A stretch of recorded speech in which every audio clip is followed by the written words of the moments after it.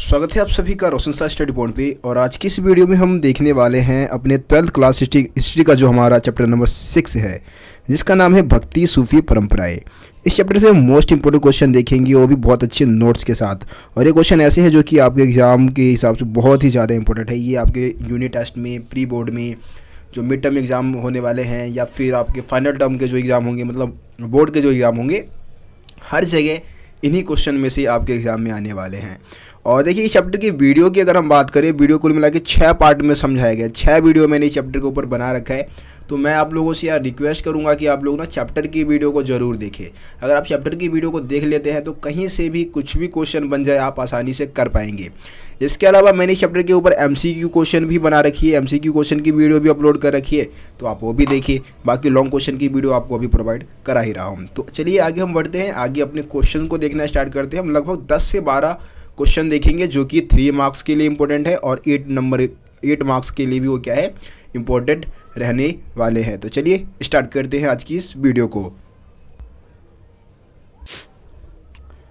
So guys, यहाँ पे हम सबसे पहले क्वेश्चन को देखते हैं। पहला क्वेश्चन दिया गया है कि इतिहासकार पूजा प्रणाली का समन्वय किस प्रकार करते हैं। ठीक है, समन्वय का मतलब होता है पूजा प्रणाली के बारे में जानना, उसके में संतुलन बनाना, तालमेल बना के उसके बारे में जानना। ठीक है, ये हो गया समन्वय। अब देखिए, हम बात करें लगभग 8वीं से 18वीं सदी की ये चैप्टर का समय काल है। इस समय ना भारत में 2 प्रक्रियाएं कार्यरत थी, मतलब पूजा प्रणाली की 2 प्रक्रियाएं प्रचलित थी, जिसमें से हम पहली जो प्रक्रिया थी वो ब्राह्मणी विचारधाराओं से प्रभावित थी, है ना। और ये जो हमारे पौराणिक ग्रंथ है उनके माध्यम से पूजा प्रणाली जो था वो संपन्न किया जाता था। और ये सब जो ग्रंथ थे वो संस्कृत भाषा में थे। ठीक है, और मतलब स्त्रियों और शूद्रों द्वारा भी ये किए गए थे, ग्रहण किए गए थे। ठीक है, तो ये पहली विचारधारा ब्राह्मणी विचारधाराओं से प्रभावित थी। दूसरी प्रक्रिया में क्या थी कि स्त्री, शूद्र जो है और अन्य जो मतलब नीच जाति के लोग हैं, उनके जो मान्यताएं है उसको भी क्या कर दिया गया, मंजूरी दे दी गई। मतलब कि अगर कोई शूद्र है, पहले आपको पता है कि भाई शूद्र को या फिर स्त्री को ना वेद पढ़ने का हक नहीं था, मंदिरों में नहीं जा सकती थी। लेकिन दूसरी प्रक्रिया में क्या हुआ कि ये अधिकार उन लोगों को भी दिया जाने लग गया। इसके अलावा देखिए, महान परंपरा और लघु परंपरा भी भारत में प्रचलित थी। ये जो हमारे रॉबर्ट रेडफील्ड है, एक समाजशास्त्री थे, उन्होंने मतलब ये 2 पूजा प्रणाली, 2 परंपराओं का वर्णन किया था, जिसमें से एक महान परंपरा है और दूसरा लघु परंपरा। महान परंपरा में क्या है कि ये ऐसी पूजा पद्धति थी जिसको समाज के ऊंचे वर्ग के लोग अपनाया करते थे, राजा महाराजा अपनाते थे, पुरोहित लोग जो है, मतलब अभिजात वर्ग है, ऊंचे वर्ग के लोग हैं, ऐसे मतलब लोग अपनाया करते थे। दूसरा लघु परंपरा, जो कि कृषक समुदाय या जो शिल्पकार हैं, जो या नीची जाति के लोग हैं, उनमें प्रचलित है ये परंपरा। ठीक है, तो ये 2 तरीके की परंपराएं भारत में प्रचलित थी। ये रॉबर्ट रेडफील्ड के अनुसार पूजा प्रणाली का विभाजन किया गया था। तो यहाँ पे आपको ये सारी चीज़ें बतानी थी। अब देखिए, आगे हम बढ़ते हैं अगला क्वेश्चन की तरफ। ये काफ़ी ज़्यादा इंपॉर्टेंट है। ठीक है, बहुत ज़्यादा इंपॉर्टेंट क्वेश्चन है। तमिलनाडु के अलवार और नैनार संतों द्वारा चलाए गए भक्ति आंदोलन का वर्णन कीजिए।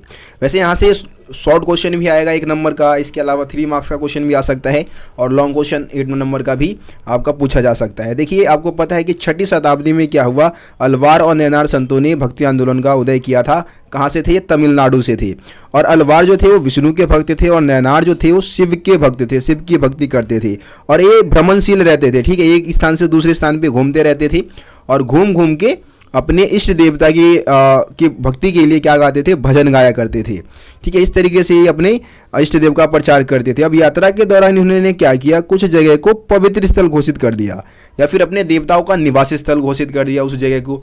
और उन जगह पे बाद में क्या बनाए गए, उन जगह पे बाद में विशालकाय मंदिरों का निर्माण किया गया, और वो तीर्थ स्थल के रूप में उभर के सामने आए। ठीक है, अब देखिए, इनकी जो मतलब परंपराएं थी, वो कहीं ना कहीं जो स्त्री है या जो निम्न वर्ग के लोग हैं, उन्होंने भी क्या किया, इनकी परंपराओं को अपनाया था। मतलब अलवार और नैनार संत स्त्रियां भी बनी थी, और निम्न जाति के जो लोग थे वो भी बने थे। मतलब इसमें हर जाति के लोगों का मतलब एक तरीके से उपस्थिति यहाँ पे देखने को मिलता है। जैसे कि ब्राह्मण है ना, शिल्पकार है, किसान है, अस्पृश्य यानी कि चांडाल वगैरह है, सभी लोग यहाँ पे मतलब शामिल हो सकते थे इस परंपरा में। और इन्होंने क्या किया था, जाति प्रथा का विरोध किया था। ब्राह्मणी वर्चस्व जो था समाज में, ब्राह्मणों का जो प्रभुत्व था, उसके खिलाफ इन्होंने आवाज़ उठाई थी। इन्होंने एक ग्रंथ की भी रचना की, जैसे कि अलवार संतों ने एक ग्रंथ लिखा था जिसका नाम है नलाइरा दिव्य प्रबंधम। ये बहुत ही ज़्यादा इंपॉर्टेंट नाम है आपको पता है, और ये संस्कृत के 4 वेदों जितना समान बताया गया है, मतलब तमिल वेद के रूप में इसका वर्णन किया जाता है। नलैरा दिव्य प्रबंधम का अर्थ होता है 4000 पावन रचनाएं, ठीक है, 4000 पावन रचनाएं इसका मतलब है। और नलैरा दिव्य प्रबंधम को संस्कृत के 4 वेदों जितना समान बताया गया, और इस कारण इस परंपरा को सम्मानित भी किया गया था, ठीक है।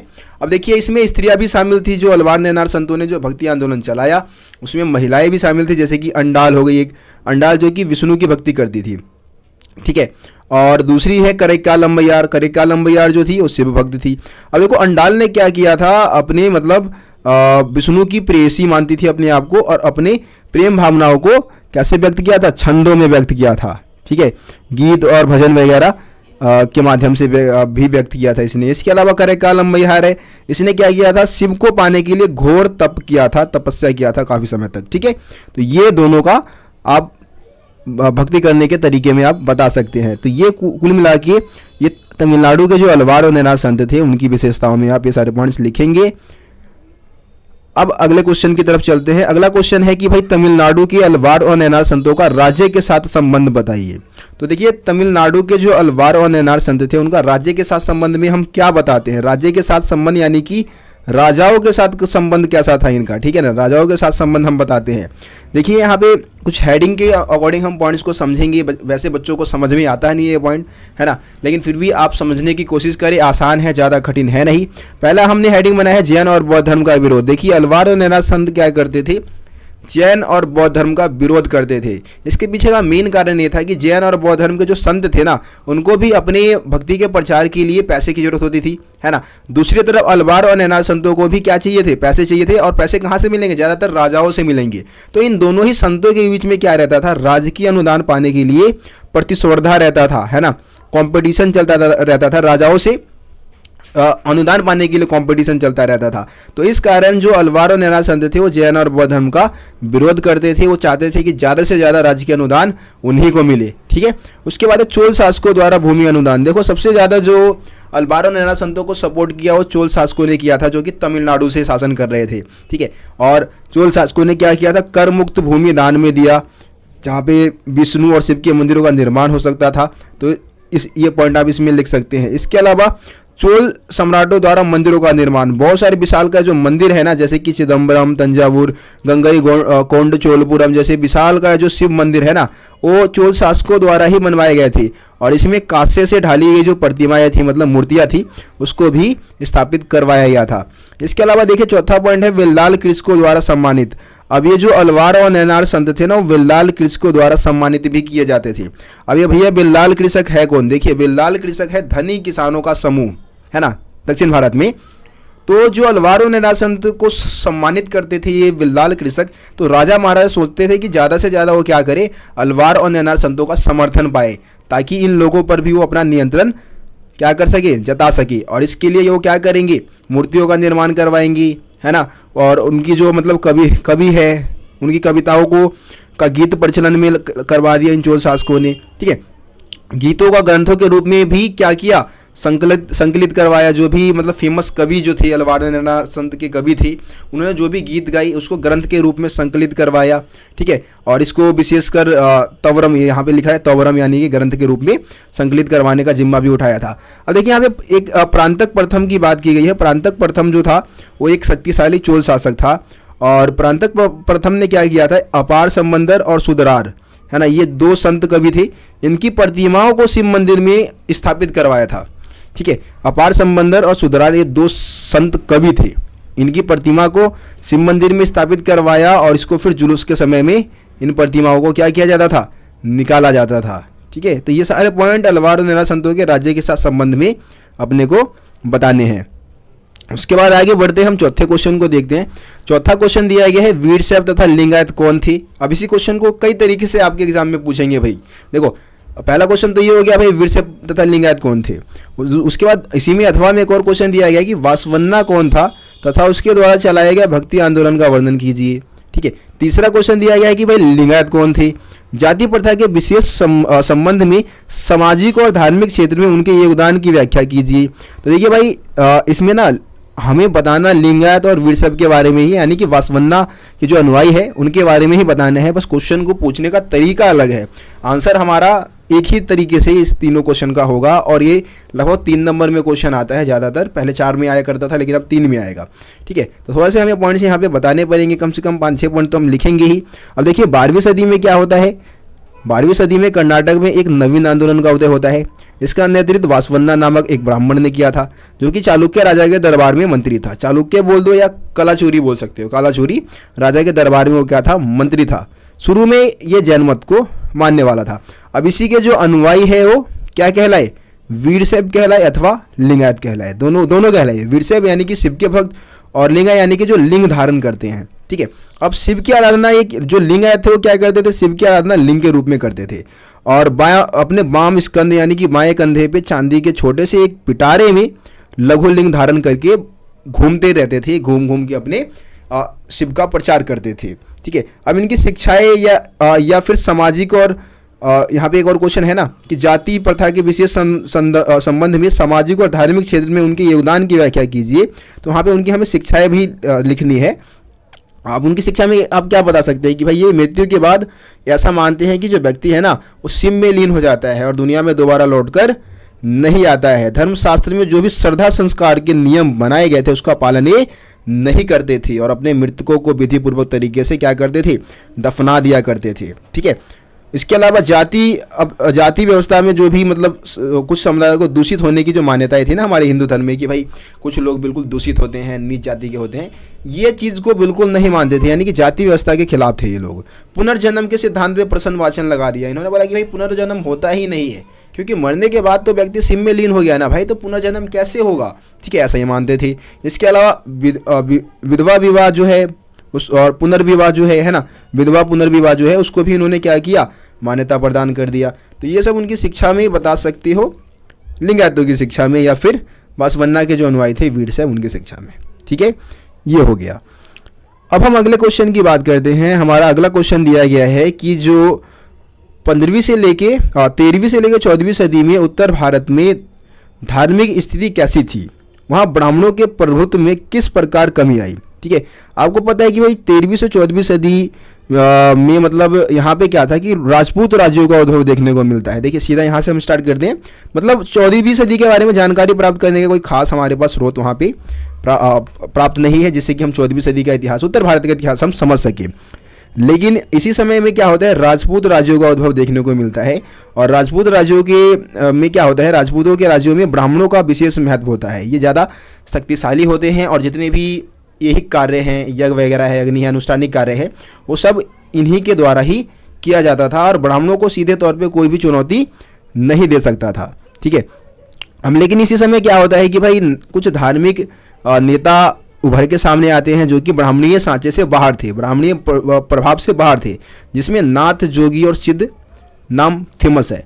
ठीक है, अब ये ज़्यादातर शिल्पी समुदाय से थे, शिल्पकार थे, जिनको हम जुलाहे कहते हैं। जुलाहे यानी कि जो बुनकरी का काम किया करते थे। ठीक है, अब इन्होंने क्या किया, वेदों के सत्ता के खिलाफ चुनौती उत्पन्न कर दी। इन्होंने वेदों के खिलाफ आवाज़ उठाया, क्योंकि पुराने समय में समाज को वेदों के साथ ही चलाया जाता था, है ना। इसके अलावा इन्होंने अपने विचार को आम भाषा के में रखा, आम लोगों की जो भाषा है ना उसमें लोगों के सामने रखना स्टार्ट कर दिया। तो इससे भी क्या था कि लोग इनके प्रति झुकने लग गए, लोगों का झुकाव इनके प्रति बढ़ा। ठीक है, तो ये पॉइंट आप उत्तर भारत के धार्मिक उफान वाले में पॉइंट में आप बता सकते हैं, जो एक क्वेश्चन था आपका। अब अगला क्वेश्चन देखते हैं। अगला क्वेश्चन है, भारत में इस्लाम लोक प्रचलन में किस प्रकार आया। ठीक है, इसके अलावा इसमें एक और अथवा में क्वेश्चन है कि इस्लाम धर्म की उन विशेषताओं को स्पष्ट कीजिए जिसकी मदद से यह समूचे उपमहाद्वीप में फैल गया। ठीक, तो मतलब ऐसे कारण बताने जिससे कि भारत में इस्लाम धर्म का प्रचार प्रसार हुआ। इसके अलावा तीसरा क्वेश्चन है कि भाई इस्लाम धर्म के 5 स्तंभ अथवा आधारभूत सिद्धांत कौन से हैं, यानी कि इस्लाम धर्म की 5 शिक्षाएं आपको इसमें बतानी है। ठीक है, तो कुल मिला के हम कहानी की शुरुआत करते हैं। भाई देखिए, इस्लाम धर्म का भारत में आगमन कैसे कैसे हुआ, अगर हम उसकी बात करें तो 711 ईस्वी में मोहम्मद बिन कासिम नाम का एक अरबी सेनापति था। क्या नाम बोला, मोहम्मद बिन कासिम। 711 में उसने सिंध वाले इलाकों को जीत लिया, जो अपना ऊपर का ये जो पाकिस्तान का जो पूरा इलाका है सिंधु नदी के आसपास को, उसको हम सिंध बोलते थे, उसको उसने जीत लिया था। 13वीं सदी में क्या हुआ, जो तुर्क है ना, जो अफगान है, उन्होंने दिल्ली सल्तनत की नींव रखी थी। और इसमें जितने भी शासक थे सब मुसलमान थे, उन्होंने इस्लाम धर्म को फैलाया था। 16वीं सदी में मुगल वंश की स्थापना हुई है ना, इससे भी इस्लाम धर्म का प्रचार प्रसार हुआ। अब ज़्यादातर जो इस्लामी शासक थे उनको ना उलमा के सिद्धांत पे चलना होता था। उलमा होते कौन है भैया? अब देखिए, उलमा है इस्लाम धर्म के ज्ञाता, इनकी बातों को मानना होता था सभी लोगों को, ठीक है। अब देखो इनके मदद से क्या हुआ, मतलब इसके अलावा एक जजिया कर का भी योगदान आप बता सकते हैं कि भाई इस्लाम धर्म को भारत में फैलाने में जजिया कर का भी विशेष योगदान था, क्योंकि जजिया कर उन लोगों से ही लिया जाता था जो कि इस्लाम धर्म को नहीं मानते थे, यानी कि जो गैर मुस्लिम लोग थे ना, उनसे जजिया कर लिया जाता था ताकि वो भी इस्लाम धर्म को कबूल ले कर से बचने के लिए। अब देखो 5 सिद्धांत का भी योगदान हम बता सकते हैं। इस्लाम धर्म के मुख्य 5 सिद्धांत जो है उसमें है अल्लाह एकमात्र ईश्वर है, पैगंबर मोहम्मद उनके दूत है, दूत यानी कि संदेशवाहक, दिन में 5 बार नमाज पढ़ी जानी चाहिए, खैरात बांटनी चाहिए, रमजान के महीने में रोजे रखने चाहिए और हज के लिए कहाँ जाना चाहिए? मक्का जाना चाहिए, है ना। ये इस्लाम धर्म के 5 स्तंभ है, 5 शिक्षाएं हैं जो कि आपके एग्जाम में 3 नंबर में अलग से पूछा जा सकता है। ये चीज़ हम समझ गए। अब आगे बढ़ते हैं, अगले क्वेश्चन को हम देखते हैं। अगला क्वेश्चन है कि भाई इस्लाम की आरंभिक शताब्दियों में धार्मिक और राजनीतिक संस्था के रूप में खिलाफत की बढ़ती विषय शक्ति के विरुद्ध सूफी मत का विकास कैसे हुआ? देखिए यहाँ पे इस्लाम की आरंभिक शताब्दी, आपको पता है कि इस्लाम धर्म का जो इस्लाम धर्म की जो शुरुआत है वो 7वीं सदी से मानी जाती है ना। और लगभग हम बात कर रहे हैं कि भाई इस्लाम के शुरुआती समय से ही क्या था कि वहाँ पे मतलब जो खिलाफत जो संस्था है उसकी विशेष शक्ति, मतलब वो ज़्यादा शक्तिशाली हो रहा था, उसके बावजूद भी जो सूफी मत है उसका विकास हुआ। ठीक है, कैसे? ठीक है, इसके बारे में हमें बताना है। सिंपल अगर शब्दों में हम बात करें तो सूफी मत के बारे में आपको इसमें लिखना है सिंपल शब्दों में। अगला अथवा एक और क्वेश्चन डाल रखा है कि भारत में सूफी मत का विकास कैसे हुआ, वर्णन कीजिए। इस टाइप से क्वेश्चन है। ठीक है, ज़्यादा यहाँ पे घुमा दिया है बस क्वेश्चन को, एनसीईआरटी के लाइन को ही क्वेश्चन बना दिया गया है, लेकिन एंड में सूफी मत का विकास कैसे हुआ उसके बारे में ही आपको यहाँ पे लिखना है। तो सूफी मत के विकास की पूरी कहानी इसमें हमें बतानी है। चलिए पॉइंट्स को देखना स्टार्ट करते हैं। देखिए, अब कुछ लोग ऐसे थे जिनका जिनका रहस्यवाद और वैराग्य के प्रति झुकाव बढ़ने लगा था। ठीक है, कुछ ऐसे लोग थे। रहस्यवाद मतलब होता है कि जो ईश्वर की आराधना ज़्यादा से ज़्यादा करना चाहते हैं। वैराग्य मतलब है कि भाई आप दुनिया के मोह माया से दूर रहे। ठीक है, तो कुछ लोग ऐसे थे जिनका रहस्यवाद और वैराग्य के प्रति झुकाव बढ़ा। इनको हमने क्या बोला? सूफी संत बोला। और ये रूढ़िवादी जो परिभाषाएं थी, रूढ़िवादी जो मान्यताएं थी, है ना, उसका क्या करते थे? विरोध किया करते थे। ठीक है, और इसके अलावा ये कुरान की व्याख्या जो है ना वो खुद करते थे। उलमा द्वारा कुरान की व्याख्या का विरोध किया करते थे, उस पर वो बिल्कुल भी निर्भर नहीं रहते थे। ठीक है, और उन्होंने मुक्ति की प्राप्ति के लिए ईश्वर की भक्ति और आदेशों का पालन करने पर बल दिया था। इन्होंने पैगंबर मोहम्मद को इंसान कामिल बताया। इंसान कामिल यानी कि जो परफेक्ट इंसान है, जिसमें कोई कमी नहीं है। ठीक है, और उनके उपदेशों को मानने के लिए कहा।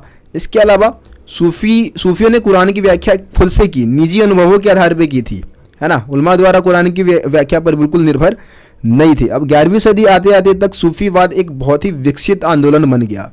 सूफी मत का प्रचार बहुत तेज गति से होने लग गया और इनका सूफी और कुरान से जुड़ा हुआ खुद का साहित्य भी था। ठीक है, सूफी संत कहाँ रहते थे? सूफी संत ने खुद को खानका के इर्द गिर्द स्थापित कर लिया।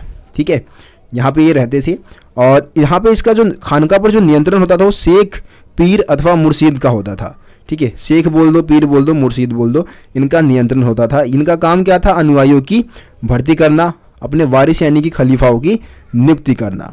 ठीक है, और अध्यात्म के जो भी नियम है उसका निर्धारण करना भी शेख का मुख्य काम होता था। ठीक है, अब खानका में रहने वाले लोगों के बीच और शेख व जन सामान्य के बीच जो रिश्ता है वो भी तय करता था एक तरीके से। ठीक है, मतलब खानका के बारे में आप और भी बता सकते हैं। इसमें सिलसिला का मतलब भी हम बता सकते हैं। सिलसिला का अर्थ क्या होता है? सिलसिला का अर्थ होता है जंजीर, जो कि शेख और मुरीद के बीच में रिश्ते का प्रतीक भी माना जाता है। तो ये सब सूफी मत के विकास के बारे में आप बता सकते हैं। ठीक है, अब हम समझेंगे बेसरिया और बासरिया में अंतर। देखिए, बेसरिया और बासरिया सूफी संत के 2 प्रकार हैं। 2 प्रकार के सूफी संत होते थे, जिसमें से बेसरिया वो सूफी संत है जो कि सरिया कानून को नहीं मानते थे, सरिया की अवहेलना करते थे, है ना। और ये मतलब खानका का भी तिरस्कार करते थे। खानका में ये लोग नहीं रहते थे। ठीक है, खानका के बाहर रहा करते थे। अब इसके अलावा ये फ़कीरों की ज़िंदगी जीते थे। ठीक है, और निर्धनता और ब्रह्मचर्य को इन्होंने गौरव प्रदान कर दिया था। मतलब ब्रह्मचर्य का पालन करते थे, निर्धनता का जीवन बिल्कुल जीते थे, और इनको अलग अलग नामों से जाना जाता था, जैसे कि कलंदर, मदारी, मलंग, हैदरी, इन नामों से जाना जाता था। ठीक है, और ये एक स्थान से दूसरे स्थान पे घूमते रहते थे, मतलब कि ये घुमक्कड़ टाइप के थे, ये आप समझ जाए। उसके बाद है बासरिया। देखिए बासरिया वो सूफी संत है जो कि सरिया कानून को मानते थे। ठीक है, सरिया को मानने वाले जो थे वो बासरिया कहलाए, और ये खानका में ही रहते थे, मतलब स्थायी रूप से खानका में निवास करते थे, इस तरीके से आप बता सकते हैं। उसके बाद चिश्ती खानका में जीवन की हम बात कर लेते हैं। अगला क्वेश्चन है चिश्ती खानका में जीवन का वर्णन कीजिए। देखिए यहाँ पे हम शेख निजामुद्दीन औलिया की जो खानका जो है वो दिल्ली में गियासपुर नामक जगह पे स्थित था, उसकी हम बात कर रहे हैं। तो चिश्ती खानका में अगर हम जीवन की बात करें तो जो खानका है वो सामाजिक जीवन का केंद्र बिंदु माना जाता था। आपको पता है कि भाई खानका एक ऐसा जगह जहाँ पे सूफी संत रहते हैं, सूफी संत निवास करते हैं, उसको हम क्या बोलते हैं, खानका बोलते हैं। अब देखिए खानका की अगर हम बात करें तो खानका में बहुत सारे छोटे कमरे बनाए गए थे और एक बहुत बड़ा हॉल बनाया गया था। हॉल को हम क्या बोलते हैं, जमात खाना बोलते हैं। ठीक है, जमात खाने में शेख के जो सहवासी है यानी कि अतिथि वगैरह जो है ना, उपासक जो है वो सब यहाँ पे रहते थे। ठीक है, उपासना करते थे। शेख का अपना परिवार और जो है वो भी उनके साथ रहता था, उनके अनुयायी भी उनके साथ ही खानका में रहते थे, है ना। और जो शेख है वो खानका के छत के ऊपर एक छोटा सा कमरा बनाया जाता था, वहीं पे रहता था शेख और वहीं पे अपने अनुयायियों से मिलता था। खानका में एक लंगर चलता था, है ना, बिना मांगे खैर से, जो ऐसे पैसे से लंगर चलता था जिसके लिए मतलब कोई बिना मांगे जिसने कुछ भी खानका को पैसे दान में दिए हैं उससे वो लंगर चलता रहता था। उस लंगर में कोई भी भाग ले सकता था, ठीक है, शामिल हो सकता था। अब दिन रात सुबह शाम यहाँ पे सिपाही, गुलाम, गायक, दरबारी, कवि, राजगीर, धनी, निर्धन सब यहाँ पे आते थे। ठीक है, कोई इबादत करने आ रहा है, कोई ताबीज़ लेने आ रहा है, कोई सीख से मिलने आ रहे हैं, है ना। तो इससे ये था कि भाई सब यहाँ पे आते रहते थे 24 घंटे खानका में। ये खानका का हो गया भाई।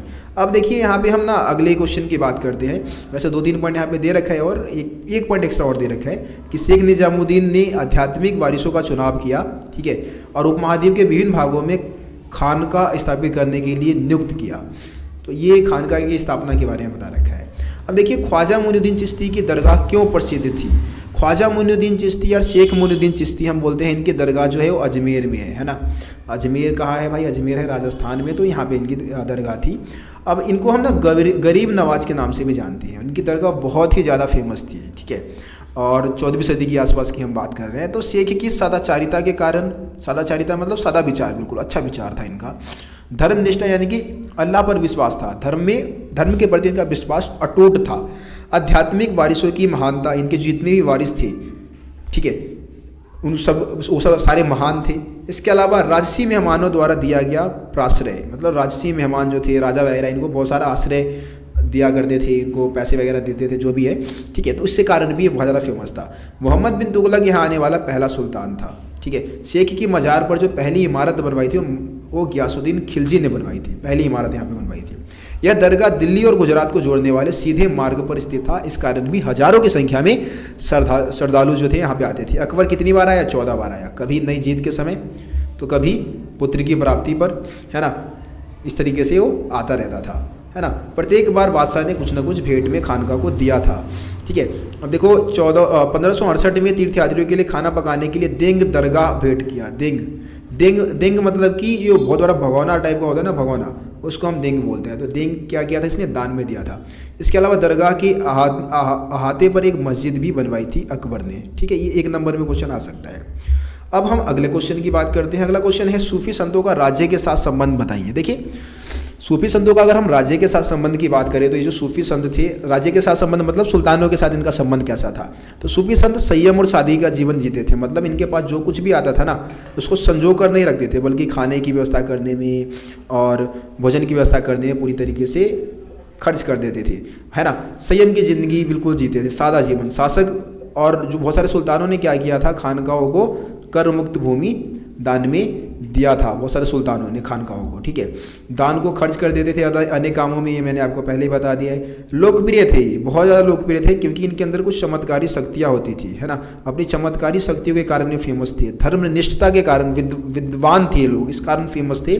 और शासक लोग इनका समर्थन पाने की कोशिश करते थे और समर्थन पाने के लिए इनको भूमि दान दे दिया, पैसे वगैरह भी दान दे दिए, ठीक है। तो इस तरीके से होता था।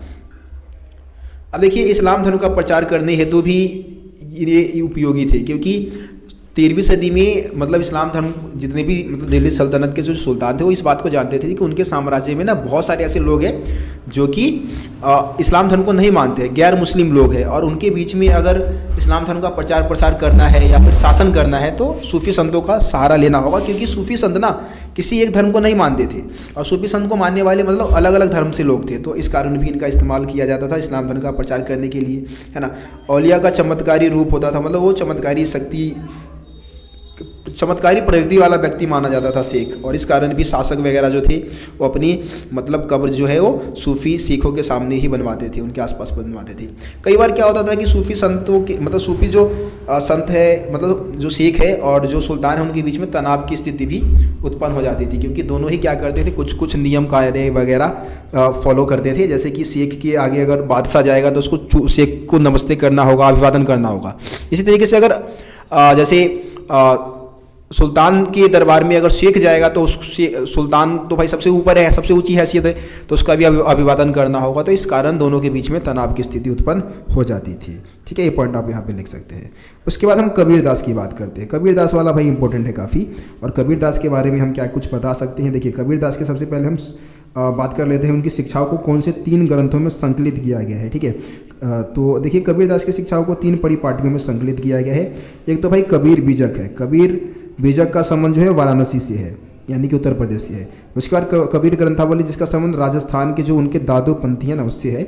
और तीसरा जो है वो आदि ग्रंथ साहिब है, जो कि सिखों का ग्रंथ है, 5वें गुरु अर्जन देव है ना के द्वारा इसकी रचना की गई थी। तो और इसको गुरबानी के नाम से भी हम जानते हैं, आपको पता है। तो इसमें भी कबीरदास की बहुत सारी वाणियों को सुरक्षित रखा गया है। अब कबीरदास की शिक्षाएं क्या है, शिक्षाएं ज़्यादा इंपॉर्टेंट है भाई, शिक्षाएं आपके एग्जाम में आता है।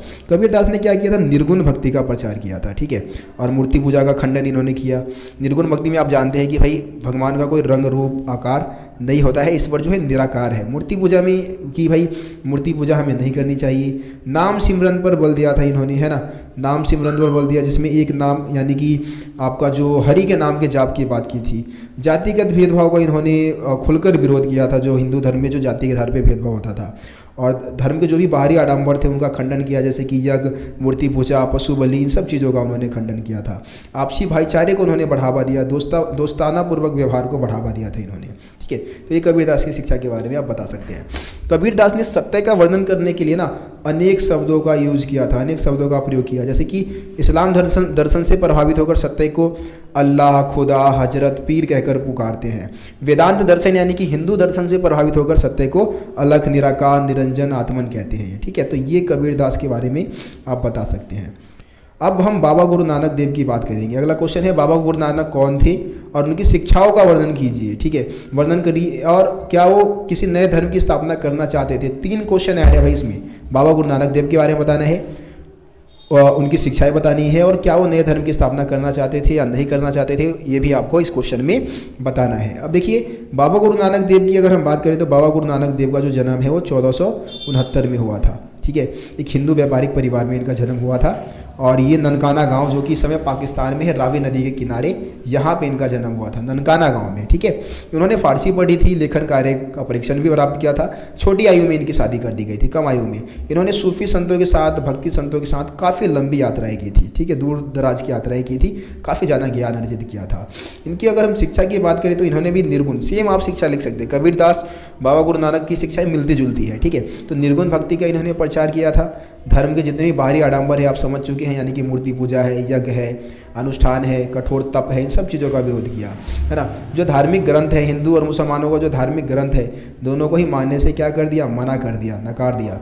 उन्होंने बोला कि भाई हमें रब के नाम का जाप करना चाहिए, है ना। वाहेगुरु, आप पता है कि वाहेगुरु वाहेगुरु करते हैं, मतलब जो नाम है वो जाप करते हैं। तो रब के नाम का हमें क्या करना चाहिए, जाप करना चाहिए निरंतर। ईश्वर का कोई लिंग या आकार नहीं होता है, ईश्वर निराकार होता है। और आपसी भाईचारे को इन्होंने भी क्या किया था, बढ़ावा दिया था। तो ये आप पॉइंट बता सकते हैं इसमें।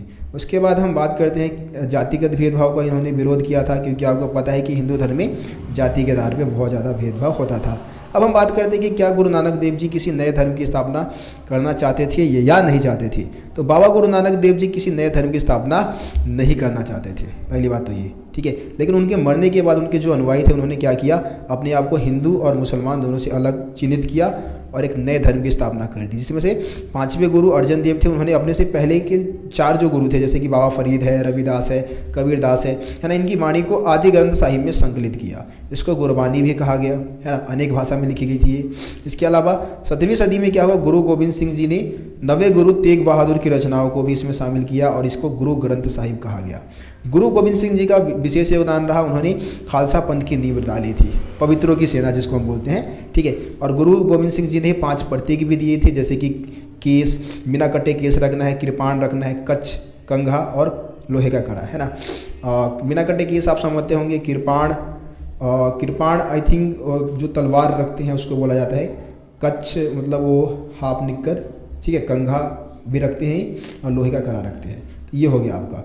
और गुरु गोविंद सिंह जी ने ही सिखों को एक सैन्य और सामाजिक समुदाय के रूप में संगठित किया था, इस तरीके से, ठीक है। मीराबाई के बारे में भी जान लेते हैं। वैसे मीराबाई के बारे में बहुत कम आता है क्वेश्चन। देखिए मीराबाई की अगर हम बात करें तो 15वीं से 16वीं सदी की एक बहुत ही प्रसिद्ध कवित्री हुई है। मीराबाई का जो जन्म है वो मेड़ता जिले की एक मतलब राजपूत राजकुमारी थी, मेड़ता जिले की थी, राजस्थान में है मेड़ता जिला, ठीक है। और एक राजपूत थी। इनका जो विवाह है वो इनकी इच्छा के विरुद्ध एक सिसोदिया कुल में करा दिया गया था। और ये मेवाड़ के थे, जो ये सिसोदिया थे वो कहाँ के थे, मेवाड़ के। और मीराबाई कहाँ की थी, मेड़ता की थी, है ना। ये दोनों ही राजस्थान में है। अब देखिए आगे बढ़ते हैं।